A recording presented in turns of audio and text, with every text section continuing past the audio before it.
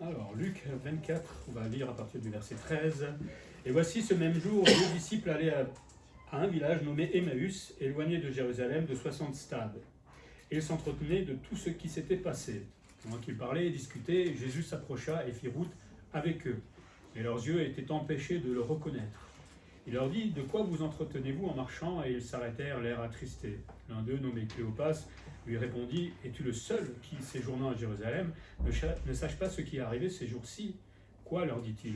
Et ils lui répondirent, « Ce qui est arrivé au sujet de Jésus de Nazareth, qui était un prophète, puissant en œuvre et en parole devant Dieu et devant tout le peuple. Et comment les principaux sacrificateurs et nos magistrats l'ont livré pour le faire condamner à mort et l'ont crucifié. Nous espérions que ce serait lui qui délivrerait Israël. Mais avec tout cela, voici le 3e jour que ces choses se sont passées. Il est vrai que quelques femmes d'entre nous ont fort étonné, s'étant rendues de grand matin au sépulcre et n'ayant pas trouvé son corps. Elles sont venues dire que des anges leur sont apparus et annoncé qu'il est vivant. Quelques-uns de ceux qui étaient avec nous sont allés au sépulcre et ils ont trouvé les choses comme les femmes l'avaient dit, mais lui, ils ne l'ont point vu. Alors Jésus leur dit, « Ô hommes sans intelligence et dont le cœur est lent à croire, tout ce qu'ont dit les prophètes, ne fallait-il pas que le Christ souffre ces choses et qu'il entre dans sa gloire ?» Et commençant par Moïse et par tous les prophètes, il leur expliqua dans toutes les Écritures ce qui les concernait. Lorsqu'ils furent près du village où ils allaient, il parut vouloir aller plus loin, mais le pressèrent en disant « Reste avec nous, car le soir approche, le jour est à son déclin. » Et il entra pour rester avec eux. Pendant qu'il était à table avec eux, il prit le pain, et après avoir rendu grâce, il le rompit et leur donna. Alors leurs yeux s'ouvrirent et le reconnurent, mais il disparut de devant eux. Ils se dirent l'un à l'autre, « Notre cœur ne brûlait-il pas au-dedans de nous lorsqu'il nous expliquait en chemin et nous expliquait les Écritures ?» Se levant à l'heure même, ils retournèrent à Jérusalem et trouvèrent les 11 et ceux qui étaient avec eux assemblés et disant, « Le Seigneur est réellement ressuscité et il a apparu à Simon. » Ils racontèrent ce qui était arrivé en chemin et comment ils l'avaient reconnu au moment où il rompait le pain. On a là deux disciples qui évoquent tristement la mort et l'ensevelissement du Seigneur. Je pense qu'ils n'avaient pas vraiment bien compris la parole, en tout cas les prophètes. Et donc, avec leur logique à eux, ça les amenait dans l'erreur, tout simplement, et dans la tristesse aussi. Comme quoi, parfois, on raisonne nous-mêmes et on peut se planter, en fait. Je pense que dans les épreuves, souvent, on raisonne avec notre logique et finalement, on ne voit pas que Dieu est là, qu'il est en train de nous aider, qu'il est en train de nous sortir, en fait, des difficultés. Donc, attention, des fois, à notre logique, à nos raisonnements.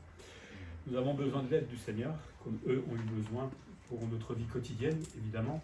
Je pense que ça, vous le savez, mais aussi pour comprendre sa parole.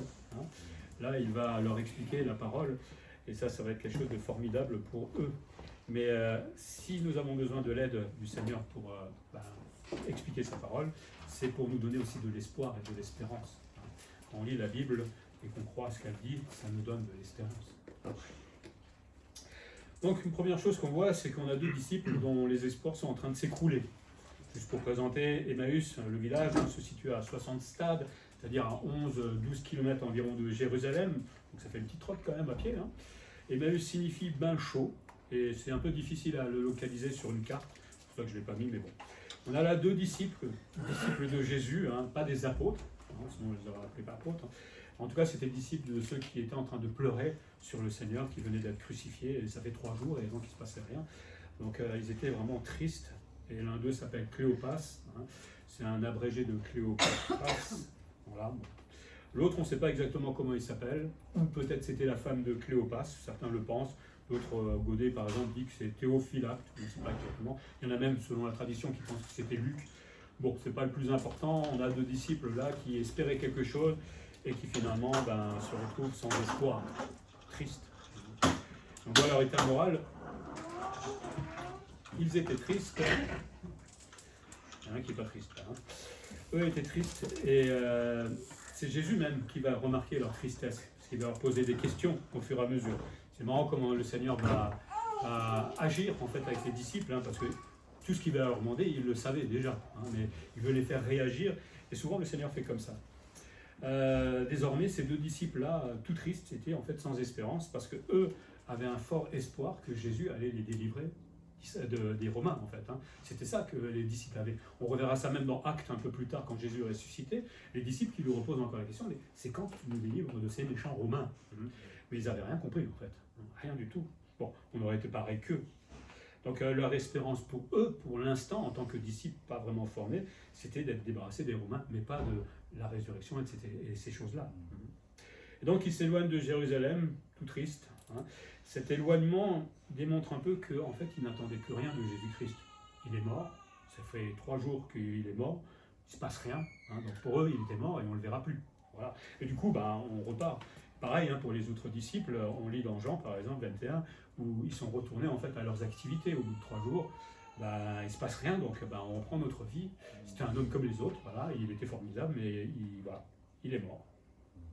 On a 2 disciples un peu nostalgiques aussi, hein, qui vont faire le portrait aussi de Jésus, et c'est marrant parce que c'est Jésus qui leur demande d'une certaine manière, faites-moi un peu le portrait de moi. Hein. Et donc ils vont dire que Jésus était un prophète puissant en œuvre. Hein. C'est quelque chose de dire ça. Et en parole devant Dieu et tout le peuple. Qu'ils reconnaissaient quand même quelque chose en Jésus-Christ de complètement différent de tout ce qu'ils avaient vu jusqu'à présent. Il était puissant. On le voit au travers des miracles, on le voit au travers de la résurrection de Lazare, on le voit au travers de tellement de choses. Et cette puissance de Dieu, elle est toujours valable pour nous aujourd'hui.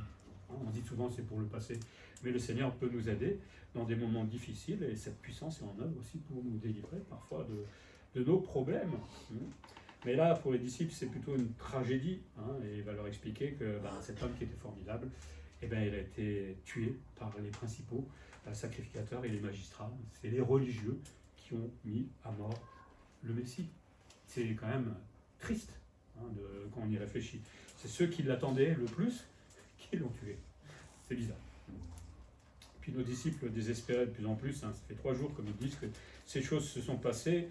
On se demande vraiment qu'est-ce qu'ils attendaient. Alors Jésus a dit qu'il reviendrait. Alors est-ce qu'ils avaient compris que ça serait sous forme de résurrection? Je ne pense pas, puisque on raisonne avec notre logique, hein, mais on se demande qu'est-ce qu'ils attendaient. Hein. C'est un peu égoïste aussi, j'ai envie de dire, parce qu'ils attendaient seulement que Jésus revienne pour pouvoir virer les Romains. Donc c'était juste ça qui les intéressait en Jésus, et pas le reste. Ça c'est un peu dommage aussi. Peut-être que nous, ou peut-être des fois, dans le milieu chrétien, certains acceptent Jésus juste pour être délivrés, guéris. Mais ça ne crée pas une vraie foi, bien souvent. Parce que Jésus a guéri plusieurs lépreux. À un moment, 10 lépreux, il n'y en a qu'un seul qui a trouvé la foi. Le reste était content. Hein, par pur égoïsme, ils ont été guéris. Après, au revoir Jésus, on n'a plus besoin de toi. Peut-être que nous aussi, des fois, on agit comme cela. Peut-être pas à ce point-là, mais peut-être qu'on suit le Seigneur pour une chose bien particulière, mais pas pour ce qu'il est, hein, et pour ce qu'il a fait. À nous de réfléchir si on est comme ça. Mais en même temps, ils ont des doutes parce qu'il y a des femmes qui viennent là, qui disent qu'ils ont étonné, comme dit le texte, ouais, le tombeau était vide, il n'y avait plus rien dans le tombeau. Et en plus, il y a des anges qui ont dit que Jésus est vivant. Donc, désespoir, puis l'autre essaie de me donner de l'espoir, et puis il y a ma logique qui rentre là-dedans, je ne sais plus où j'en suis en fait.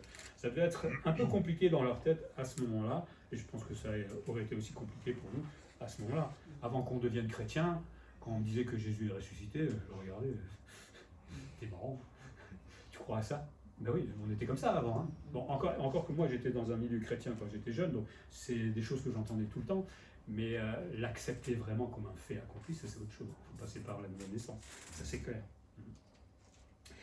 Mais eux n'avaient pas vu Jésus, donc leur doute grandit progressivement de plus en plus, et finalement même face à des témoignages qui sont vrais, nous le savons qu'ils sont vrais, et ça les annule parce qu'ils raisonnent.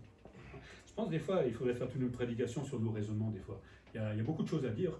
On pense beaucoup, on réfléchit beaucoup, on analyse, on dissèque, on met ça dans l'ordre, etc. Et au bout, on est complètement à côté de la plaque par rapport à ce que veut des fois le Seigneur. On est comme ça, moi le premier. Hein. On espère des fois, par notre logique, vaincre le Seigneur, entre guillemets, mais ça ne marche pas. Donc si vous êtes dans le doute un jour, plutôt que d'essayer de trouver une logique pour vous en sortir, lisez la Bible. Généralement, ça remet la foi bien là où il faut. Hein. Donc ils n'avaient pas vu Jésus et donc c'est un manque de foi. Et là, le Seigneur va les reprendre un petit peu sur cette foi. Et c'est pas la première fois d'ailleurs qu'il les reprend sur leur manque de foi. Hein. C'est même un reproche qu'il va faire à ses disciples à un moment, un reproche. Hein. Seigneur, est-ce qu'il nous fait un reproche des fois de ne pas avoir de foi? Là, si on pleure comme un bébé quand on est face à la difficulté, il peut nous reprocher notre foi. Ça fait 50 000 fois que je t'ai sauvé jusqu'à présent. Pourquoi aujourd'hui je ne te sauverai pas? pourquoi tu pleures comme un bébé? Comme si c'était la première fois que tu vivais. Hein. Je parle pour moi, là, évidemment. Hein. Je ne parle pas pour vous. Vous, votre foi, elle est là-haut. Hein. On est tous comme ça, hélas. Les petites leçons qu'on peut tirer pour nous, c'est que nos espoirs en Christ parfois s'écroulent, peut-être même souvent, hein, parce qu'on ne voit pas Jésus agir immédiatement. Combien de fois, moi-même, je me dis, mais pourquoi tu ne fais pas ce que je te demande?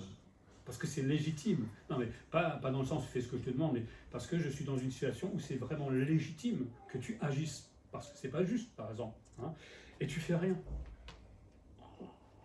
Hein, on est comme ça. À un moment, on se crispe. Mais le Seigneur voudrait simplement qu'on n'agisse pas par la vue, hein, parce que peut-être je ne vois rien pour l'instant. Mais dans 2 semaines, dans 1 mois, peut-être la chose va se faire. Et moi, je veux le voir tout de suite, alors que le Seigneur dit non, on va prendre le temps, pour que justement ta foi, elle grandisse. Hein. Donc si le Seigneur n'agit pas immédiatement, chouette, je vais pouvoir grandir dans la foi. C'est ce que vous dites chaque fois, non? Oui. Ben, j'essaie de le dire le plus souvent possible parce que c'est la réalité en faire. Hein. Si je veux vivre une vie spirituelle que par la vue, vous n'irez pas très loin. Il faut le vivre par la foi. Une autre leçon, cela ne signifie pas que Christ n'agit pas. Le Seigneur est toujours en train d'agir. La foi est de croire Christ et un point c'est tout. Un point c'est tout. Je dois croire, même si ça me paraît complètement vertigineux, impossible, je dois croire. C'est pas évident. C'est pas évident. C'est ce que vivaient un peu aussi ces disciples à ce moment-là.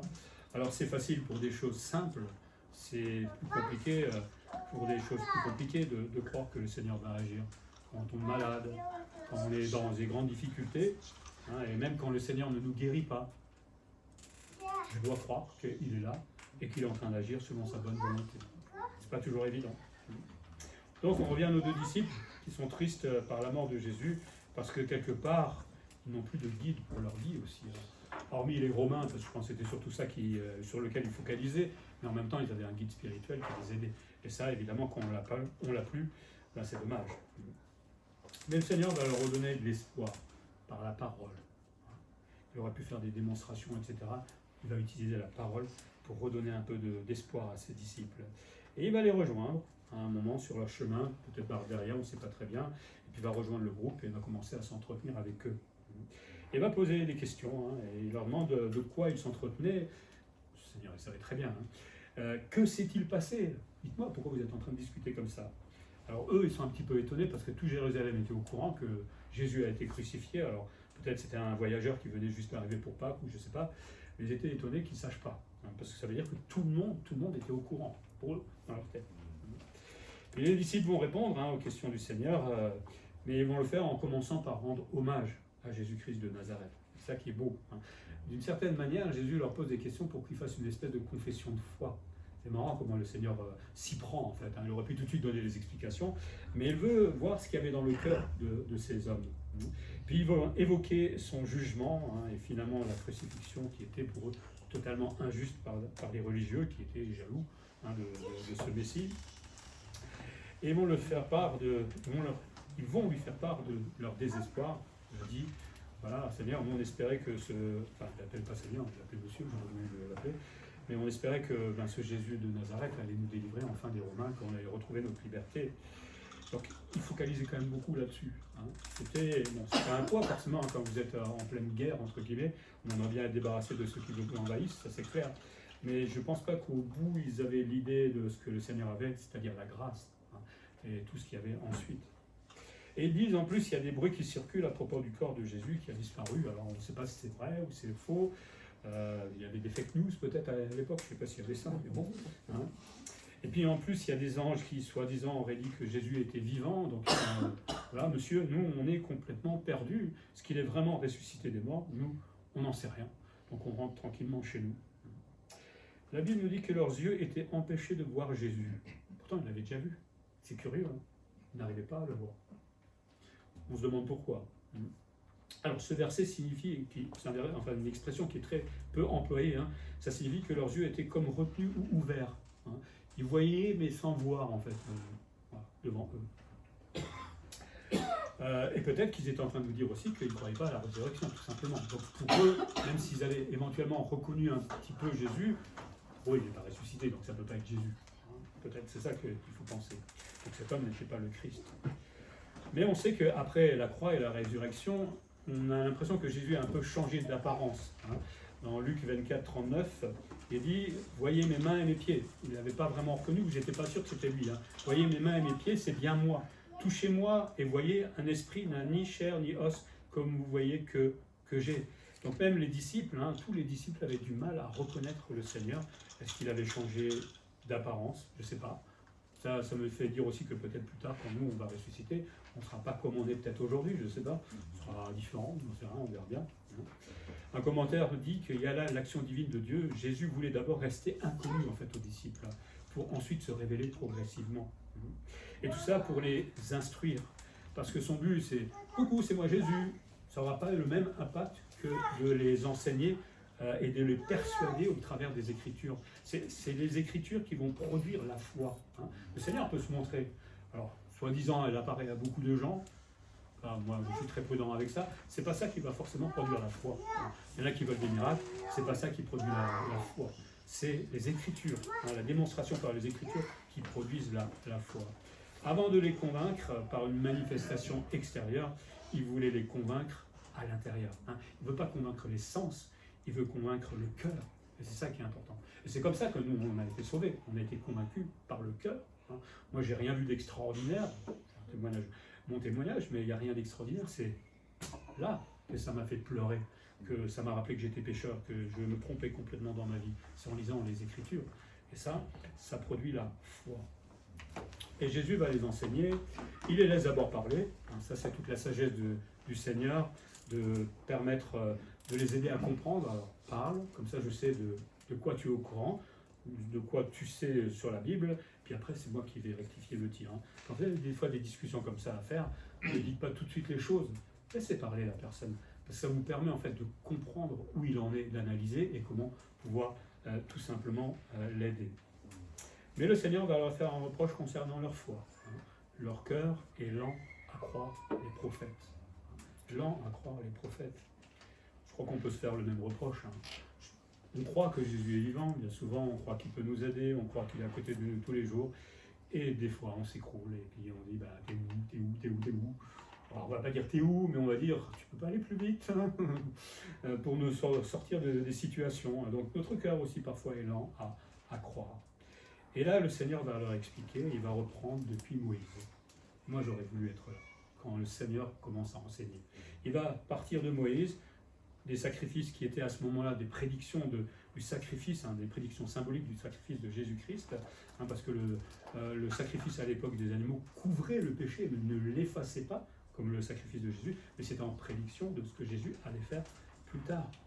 Puis il va commencer à parler des prophètes qui, eux, vont expliquer tout ce qui concernait le Christ. Et là, si vous avez lu les prophètes, vous savez qu'il y a énormément de prophéties concernant le Seigneur, sa venue, ce qu'il fera, etc. Et surtout comme futur libérateur. Je pense que souvent, il se focalisait plus comme libérateur, les disciples à ce moment-là, sauve-nous des Romains. Et puis le Seigneur va dire que le Christ devait donc souffrir, c'est ce que dit les prophètes. On a lu Ésaïe 53 tout à l'heure. Faites lire ça à un juif un jour. Mon prof d'hébreu, à l'époque quand j'étais à l'Institut, il allait souvent dans là où il y a les juifs, les synagogues. Et il avait une discussion sur le Messie, justement, et puis à un moment, il ouvrait Ésaïe 53 et demandait au gars de lire. Et il n'arrivait pas à le lire. Parce que c'est tellement évident que c'était Jésus-Christ, l'agneau qui est en train de se sacrifier. Et donc, non, je ne veux pas lire. Pourquoi vous voyez les yeux comme ça? C'est bien l'agneau qui devait venir. Et donc, c'était prophétisé tout cela. Et donc, il devait souffrir, oui, pour satisfaire le Père, parce qu'il fallait payer un prix pour que nous puissions être sauvés. Et puis, il va parler de son entrée en gloire, la résurrection, et justement cette entrée en gloire, dans la gloire céleste de Jésus-Christ. Vous imaginez l'étude biblique que ces disciples ont reçue de la part du Seigneur? Je suis jaloux, mais alors jaloux à mort. Moi, j'aurais voulu être là. Vous imaginez, quand on fait nous des études bibliques, c'est une chose, mais quand c'est le Seigneur qui le fait.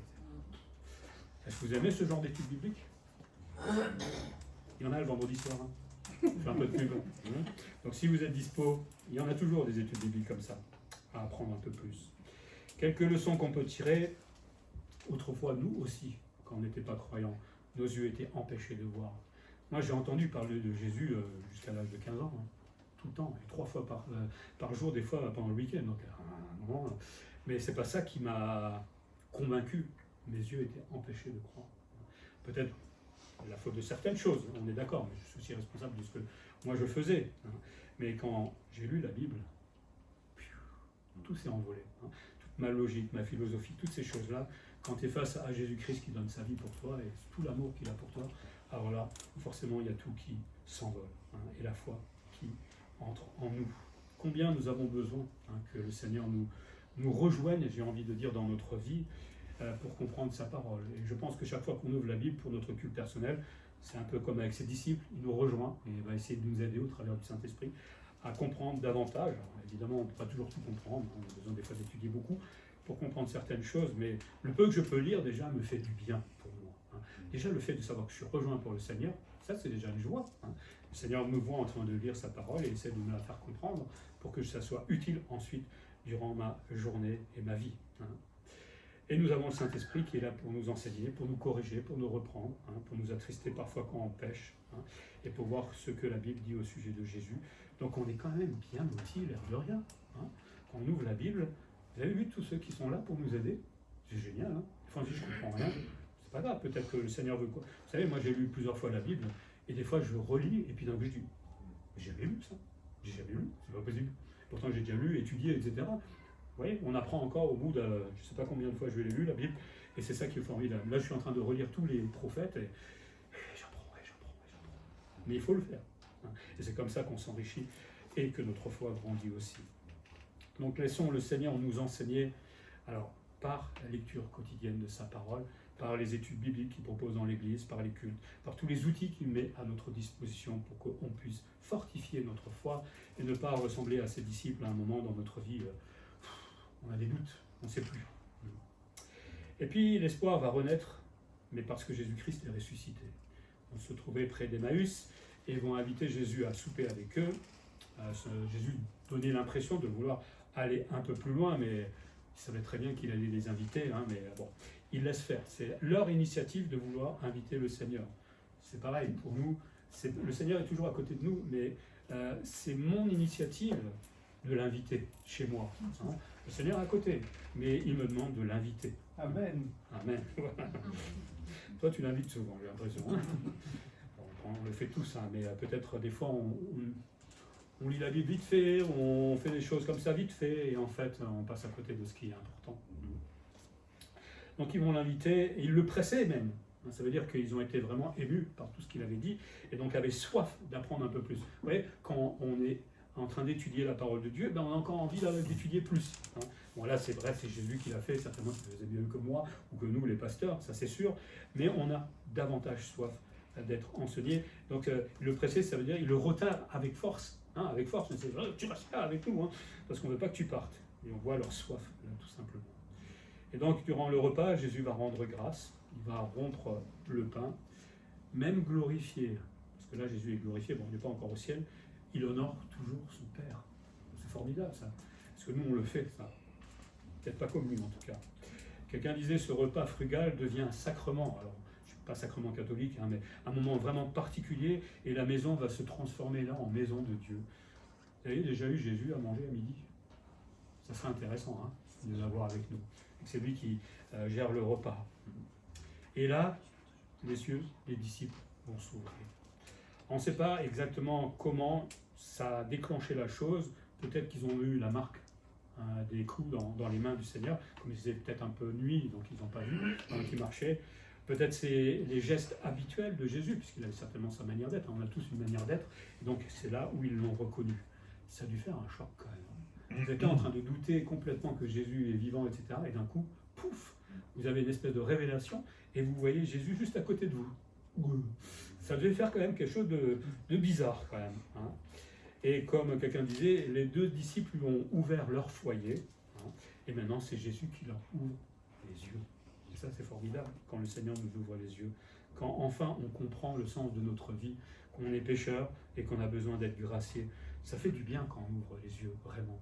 Après on peut encore les ouvrir dans notre vie chrétienne, les yeux, parce qu'il y a beaucoup de choses qu'on essaie de mettre de côté, avec lesquelles on a du mal encore des fois. Essayons d'ouvrir nos yeux et d'avancer. Certains se disaient c'est peut-être un moment où Jésus a fait la scène, mais là on est plutôt dans un repas complètement ordinaire. Et Jésus en fait avait pris la position de père de famille, c'était lui généralement qui rompait le pain. Et après on commençait le repas, donc c'est pas la scène. Et puis dès qu'ils ont découvert que c'était Jésus, eh ben Jésus disparaît. Ah, c'est frustrant, non? Moi, ça m'aurait frustré. Non, mais ça fait je ne sais pas combien de temps on est en train de discuter avec lui, et d'un coup, enfin, on découvre qui il est, et là, il disparaît. Pourquoi? Ben, tout simplement parce que cette communion qui était visible, entre guillemets, va maintenant se transformer. C'est ce que veut dire le Seigneur, en une communion qui est invisible, qui est spirituelle.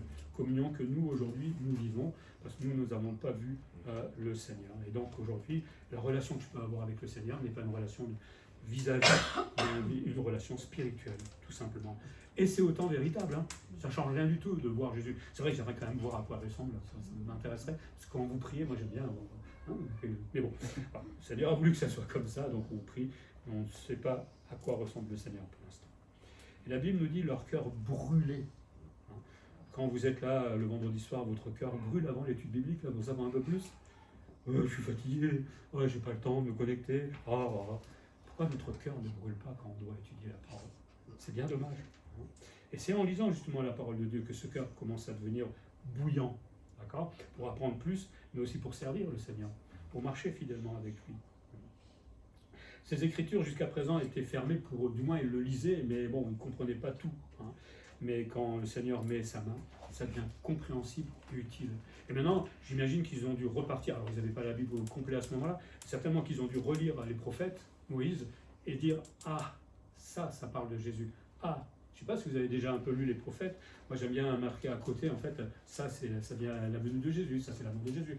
Et d'essayer de trouver dans tous ces prophètes, parce que après, je ne mémorise pas, hein, mais c'est bien, lisez une fois les prophètes, mais juste en cherchant des prophéties sur Jésus. Comme ça, c'est vrai que c'est des fois un peu lourd, hein, les prophètes, parce que c'est la condamnation d'Israël, et donc des fois, c'est égarant, hein, c'est vrai. Mais des fois, ça s'arrête et ça parle de Jésus et de tout ce qu'il venait faire.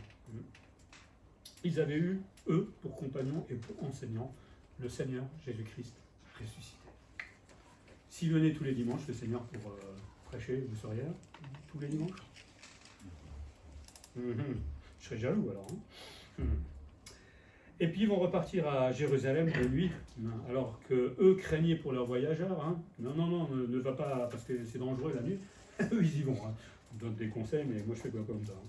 Et donc ils vont repartir eux-mêmes de nuit à Jérusalem, là, forcément, après ce qu'ils viennent de voir. Hein. Ils vont aller vers les 11.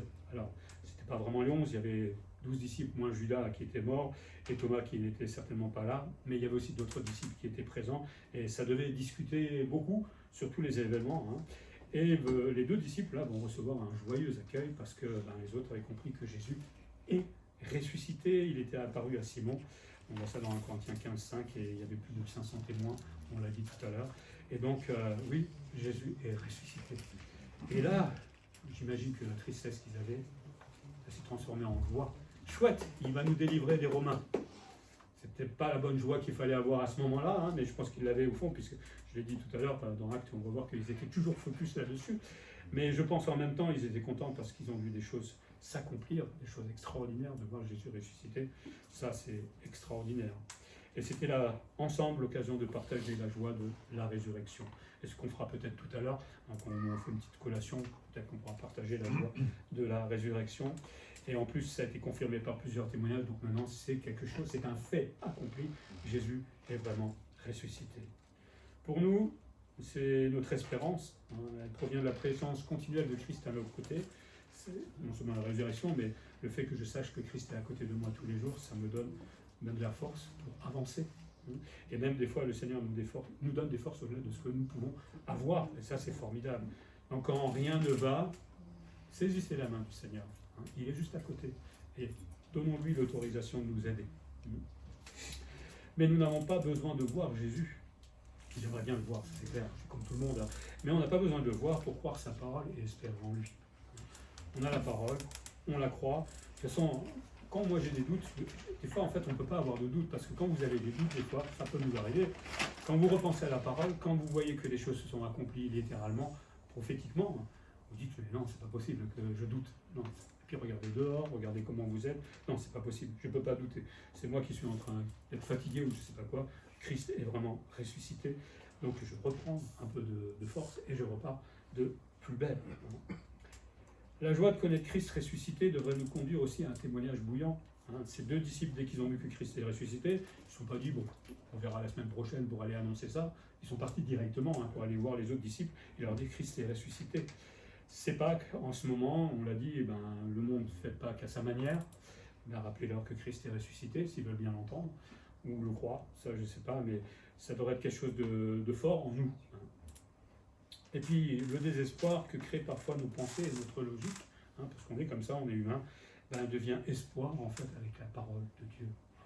On raisonne d'une certaine manière, mais quand on va commencer à mettre dans ces raisonnements la parole de Dieu, quand elle intègre notre raisonnement, le raisonnement change en fait tout simplement. Et c'est dans Romains qui nous dit que notre intelligence doit être transformée, notre intelligence. On a tous une éducation, une culture, une façon d'être, une personnalité. Tout ça, ça doit être nettoyé, rebooté, j'ai envie de dire, pour que le disque dur soit un petit peu nettoyé, pour que Christ puisse mettre son logiciel tout simplement là-dedans. Oui, je sais, j'aime bien l'informatique, mais au moins ça vous parle. C'est comme ça. Mais ouais, peut-être arrêtons d'être un peu trop logiques des fois et focalisons-nous sur la parole de Dieu et cherchons notre espérance et chassons les doutes en lisant tout simplement la parole. La résurrection de Jésus-Christ donne de la joie, n'est-ce pas? Christ est ressuscité, c'est notre joie. Et en plus, ça nous donne de l'espérance, puisque si Christ est ressuscité, moi, je vais ressusciter un jour. Vous aussi, mais bon, je pense à moi plutôt. Mais ça va être quelque chose quand même d'être ressuscité. Quand on va se boire, on se dira jamais plus de bêtises. On aura de l'amour, mais 100%, les uns pour les autres. On n'aura plus de pensées négatives. On sera en pleine forme, on a la mon dos. Ça va être chouette, hein? Bon, un jour ça arrivera, tout ça. Donc ça doit nous donner de l'espérance. Ça doit nous faire avancer dans la carrière, comme dit Paul, qui est ouverte devant nous, et d'avancer un peu plus chaque jour avec le Seigneur.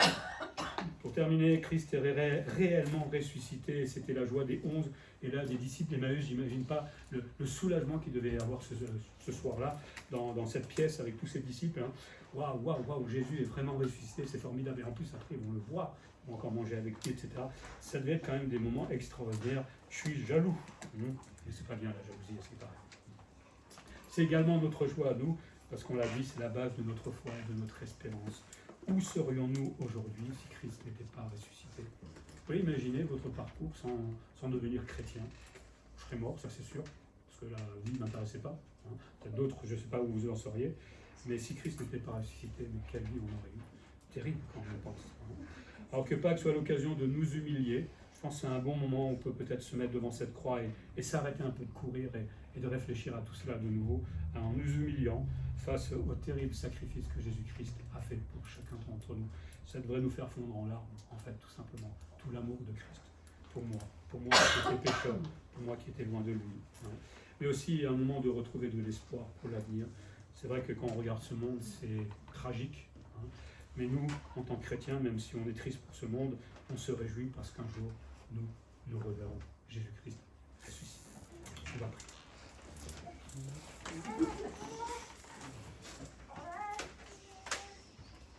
Oui, Seigneur, à l'instar un peu de ces disciples d'Emmaüs, nous étions autrefois errants, nous faisions notre vie, on a entendu parler de Dieu, de Jésus qui était mort sur la croix, de la grâce, mais ça ne nous intéressait peut-être pas plus que ça, mais il a fallu que tu nous rejoignes aussi sur notre chemin, Seigneur, et d'une manière ou d'une autre, nous présenter ta parole pour reprendre Moïse, les prophètes et l'Évangile, et tous les autres épîtres que nous avons aujourd'hui, pour convaincre ce cœur qui est tellement dur à accepter qui tu es, accepter la grâce, accepter qu'il est pécheur, qu'il est perdu, qu'il s'est trompé lui-même, Seigneur. Oui, on a le cœur vraiment très dur, mais Seigneur, tu es venu l'assouplir par ta parole et tu nous as persuadés, et j'espère chacun d'entre nous aujourd'hui, ce matin, dans cette salle. Merci de t'être approché de nous, Seigneur. Merci aussi de l'espérance que tu nous donnes aujourd'hui au travers de ce sacrifice, mais aussi de cette résurrection que tu as vécue. C'est notre résurrection que nous voyons, évidemment, en la tienne, Seigneur. Et merci d'avoir accompli tout cela pour nous. On veut pleurer pour ce monde qui te refuse, Seigneur, enfin peut-être pour l'instant. Pense à nos familles en ce moment, peut-être on va partager un repas, que ce soit l'occasion de parler justement de la résurrection de Christ, s'ils veulent bien écouter. Et qui sait si quelqu'un ne va pas t'accepter aujourd'hui grâce à cela. Merci pour ta parole aussi, Seigneur, que nous voulons serrer dans notre cœur. Aide-nous à être plus fidèles dans sa lecture, tu vois, le bien que ça peut nous faire, et le bien que ça fait à ses disciples d'Emmaüs. Aide-nous à être fidèles aussi aux études bibliques, Seigneur, au culte. Donne-nous un nouvel élan, Seigneur, pour étudier ta parole, parce qu'elle nous fait tellement de bien, Seigneur, et nous la refusons bien souvent, et c'est bien dommage. Voilà, Seigneur, fais-nous grandir avec toi pour ta gloire, et en Jésus-Christ. Amen. Amen.